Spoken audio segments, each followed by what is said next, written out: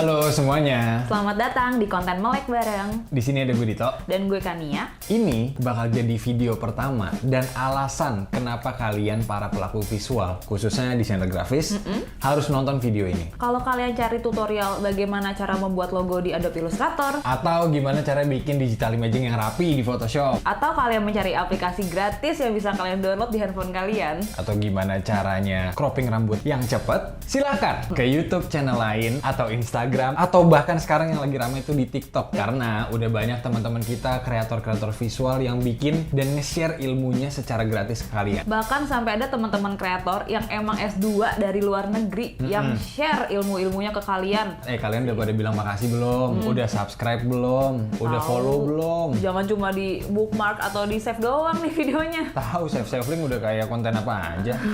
Karena kita di sini nggak cuma bakal bahas itu aja. Justru kenapa kita ada di sini itu karena kita penasaran sebenarnya dari konten-konten yang udah ada di luar sana, ilmu-ilmu gratis itu. Kira-kira gimana nih industri kita ke depannya? Karena kan udah lumayan banyak yang bisa dapetin ilmu desain grafis secara gratis. Jangan dibalik ntar jadi desain gratis. Dan notabene lumayan mirip ya sama kurikulum yang kita alamin, yang kita terima selama masa kuliah. Dan kita punya beberapa pertanyaan nih yang mungkin kita bisa bahas sekarang.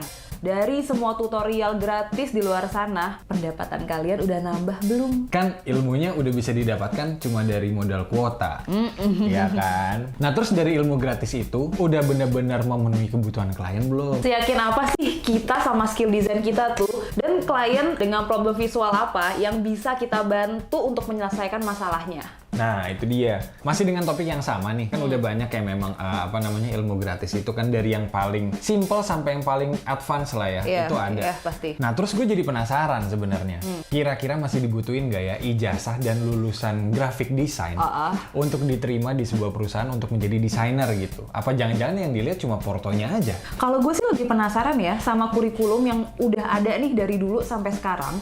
Apakah kurikulum tersebut masih relevan atau masih bisa bersanding dengan tren di industri sekarang ini toh? Ya, simpelnya begitu kalian lulus, bisa nggak langsung dapat kerja? Selain kita para pelakunya, dosen-dosennya deg-degan nggak ya? Merasa terancam nggak ya dengan adanya dosen-dosen muda di YouTube dan TikTok? Iya. Tapi itu gimana ya? Berat banget pertanyaannya. Iya ya, berat ya? Coba kita kasih pertanyaan yang lebih ringan lah toh. Nih lo, atau kalian semua nih, udah pede belum bilang ke mertua profesi sebagai desainer grafis? Nah, kira-kira menjanjikan nggak nih profesi ini untuk berapa tahun ke depan gitu kan? Iya. Tapi ya sebenarnya berat juga sih ya itu. Itu lebih berat ya, sorry. Atau yang ini deh, yang lebih ringan. Lu sebagai desainer grafis atau profesi yang berkaitan dengan itu kayak fotografer atau apapun, ada nggak sih tuntutan dari saudara atau pasangan kalian ketika jalan bareng fotonya harus bagus? Kamu kan fotografer. Nah gitu, angelnya harus bener dong. Mau foto malaikat. Dong. Atau misalnya pas kalian ngedate nih sama pasangan kalian ke museum atau pameran-pameran visual lah. Kalian tahu nggak siapa artis yang lukisannya kalian jadikan background untuk Instagram? Jangan-jangan cuma kayak beb, artsy nih beb, fotoin aku di situ dong. Estetik nih. Ya masih banyak lah. Langsung aja jawab di komen gitu kan. Atau buat kalian yang mungkin juga punya keresahan dan kegelisahan di kepala nih, wah bingung gue harus ngeluarin di mana, nggak apa-apa, langsung hajar komen, kita diskusi, kita kumpul bareng.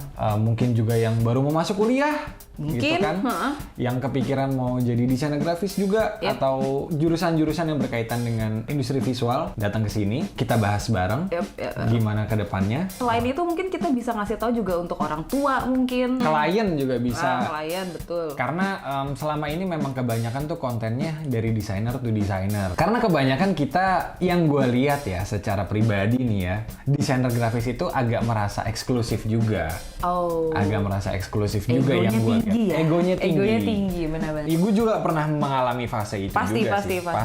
Iya. Kayak output kita kayak paling bagus, tapi ternyata kliennya nggak suka. Nah nggak sukanya tuh kenapa gitu kan? Bagus bukan berarti benar. Dan memang sekarang itu saatnya kita ngomongin gimana industri ini dan pelakunya ke depannya. Kita ajak ke sini ya klien, orang tua, tetangga, siapapun, kita kasih paham sebenarnya. Jangan sampai kalian gondok lagi sama mereka gara-gara mereka nggak ngerti sebenarnya apa sih yang kita lakuin buat mereka gitu. Kita buat lebih asik industri ini. Kita bikin asik, seasik bayangan kita sebelum bener-bener nyemplung ke industrinya. Ya, dan sekali lagi terima kasih untuk konten kreator di luar sana yang udah ngasih tips dan trik dan tutorial segudang banyaknya. Karena kita yakin sebenarnya kita ada di sisi yang sama dan punya tujuan yang sama, supaya adik-adik kita dan teman-teman di luar sana nggak ngerasain rese-resenya lah yang kita alamin dulu gitu. Nggak ngerasain lembur-lemburnya. Iya, begadangnya, revisiannya segala macam, dan susahnya ngumpulin recehan buat pundi-pundi kita. Jadi kalian tetaplah buat video tentang tutorial supaya mereka menguasai toolsnya, dan di sini adalah wadah kita bersama untuk ngebahas industrinya. Yap. Ya, segitu dulu lah dari kita. Karena memang nggak cukup untuk di video ini aja. Kita bakal sharing ke depannya, bakal banyak yang seru, bakal dari teman-teman pelaku visual juga ya. Iya, ada makeup artist mungkin. Bisa aja. Atau gitu. artis. Iya. Bisa.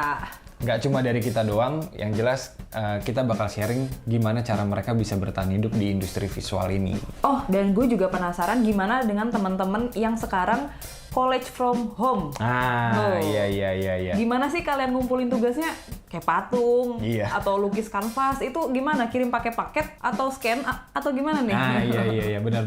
Kita Masih juga pengen ada nggak tahu nih tuh. pameran-pameran dari kampus? Nah, ya kan? iya. Ya wes, segitu dulu ya. Jangan begadang-begadang lagi ya. Kan kita udah melek bareng. Dan pesan dari kita, Jangan lupa tidur.